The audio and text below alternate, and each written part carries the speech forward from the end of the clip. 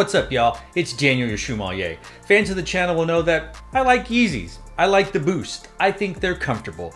I believe that the Yeezy 380 is my favorite and most comfortable silhouette in all of the Yeezy family, followed by the Yeezy 700 V2, V1. Those kind of battle it out for second place, though I consider them basically kind of the same shoe. And then maybe the 350 V2 is number 3 on the list, though a case could be made for the 450 because I really like the 450. I think it's kind of cool. I think it's fun. Weird looking, but fun.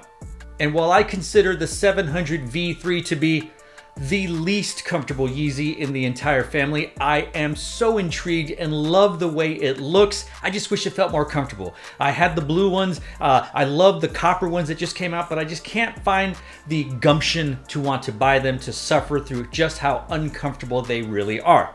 And some of you out there might be going, okay, you talked about the V1, you talked about the V2, you've talked about the V3. Any love for the 700 MNVN, the minivan? I'm gonna call it minivan. Some of you don't think it's minivan. Let's just say minivan for now because MNVN, minivan just rolls on the tongue a little quicker. But do I have any love for it? I don't know. It might be my least favorite silhouette in all of the Yeezy family, even though it is more comfortable than some of the other ones like the 500, maybe the 450, the 700 V3. But honestly, I really feel it's kind of a lazy design. It's almost like they said, keep the boost, keep the comfort, keep the midsole and the outsole, but do something a little cheaper when it comes to the upper. And while I have owned the orange and the yellow and the cream and the original stone or gray colorway, I think that's what it was, I can't remember. I've long since sold them, and I saw a colorway that caught my eye. I thought it was kind of cool looking, and I managed to grab it for retail hours after release. So today, we're gonna talk about the Adidas Yeezy Boost 700 Minivan Metallic.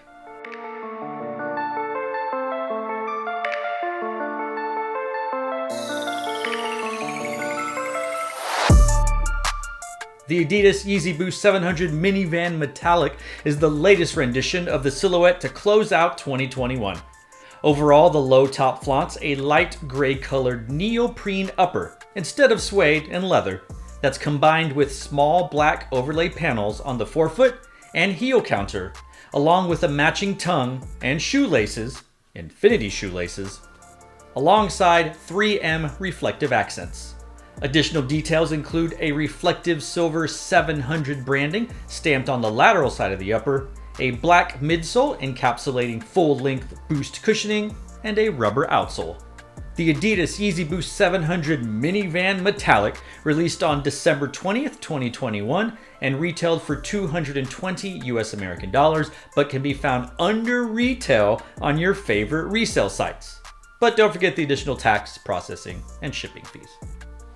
Now, when it comes to fit, I'm a normal size 9. That's what I do true to size across the board. However, when it comes to Yeezys, I wear as small as an 8 to as big as a 10. In the 350 V1s, I'm an 8 or an 8.5, depending on if they have it. The 350 V2s, I'm a 10. In the 700s and the 380s, I'm a 9.5. In the 450s, I'm a 10. Basically, it's just all over the place.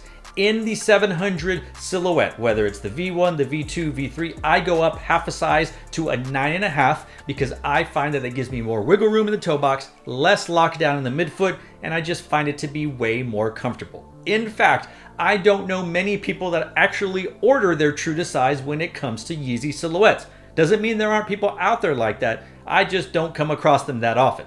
So with this silhouette and this colorway, I recommend going up half a size. And when it comes to comfort, as I mentioned before, it has that wonderfully so thick with 2 C's, maybe a Q Boost midsole. The midsole and outsole are carryovers from the 700 V1 and V2. And what you're sitting on, what your foot is on top of, is super comfortable. It's super squishy. It's super bouncy. I love it.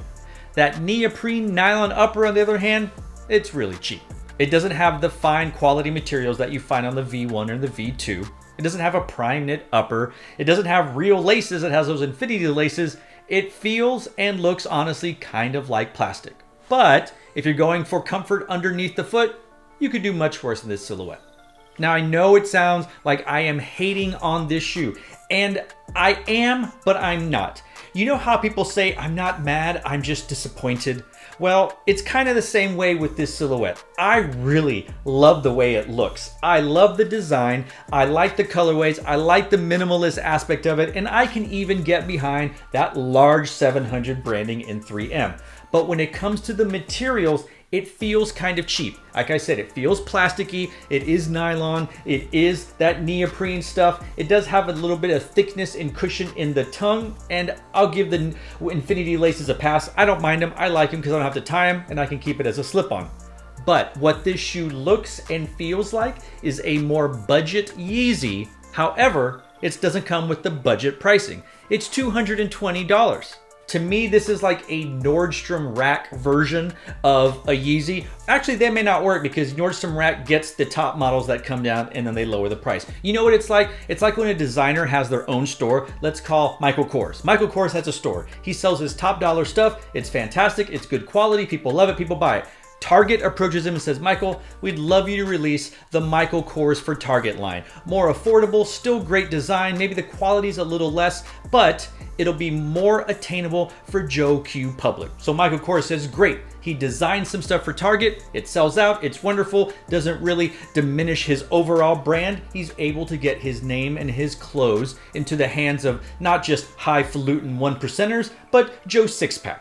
That's what I feel like this shoe is. This is the Yeezy for Target, Yeezy for Gap line, except they didn't lower the price. And maybe they're saying, well, you still get the Yeezy name, and you get the Yeezy design, and you get the boost, and you get the outsole and the midsole. And I get that, but I really don't think that this particular silhouette is worth the $220 price tag.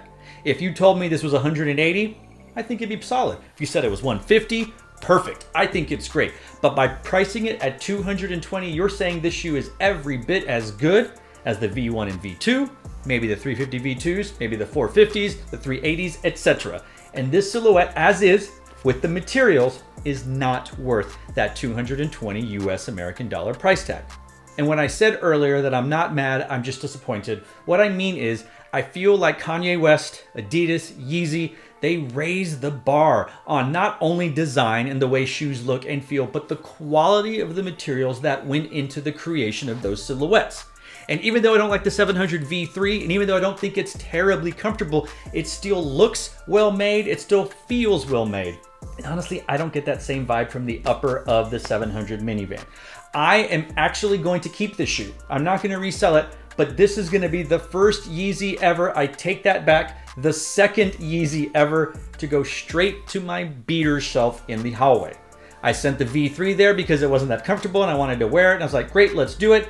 And I'm going to send this one there because I don't know that I want to wait to debut this shoe on a great day with tons of people and all that stuff. It's a good shoe. It's comfortable. It's a Kanye West Yeezy Adidas shoe. It's Boost. But besides that, it's rather meh. It's still a good looking shoe. The metallic and the silver is great looking and it's comfortable to sit in, but when you compare it to everything that has come before it and other stuff that's going to come around it and after it, well, kind of a letdown. And like I said, it's a disappointment. So what do you guys think of the Adidas Yeezy Boost 700 Minivan Metallic colorway? Am I being too hard on it? Am I holding it to too high of a standard? I don't think so, and that's okay. I'm not sneaker shaming it. I'm not shaming on Kanye or shaming anyone who likes this shoe. I'm just saying you gave us such great materials and great designs in the V1, V2 of the 700s. This ain't it, and that's okay. That's fine. Just lower the price, and then everything will be hunky-dory. What do you think about that? Let's talk about it in the comment section down below. So, to all of you out there, wherever you are, thanks for watching. Stay tuned and just chill. Till the next episode.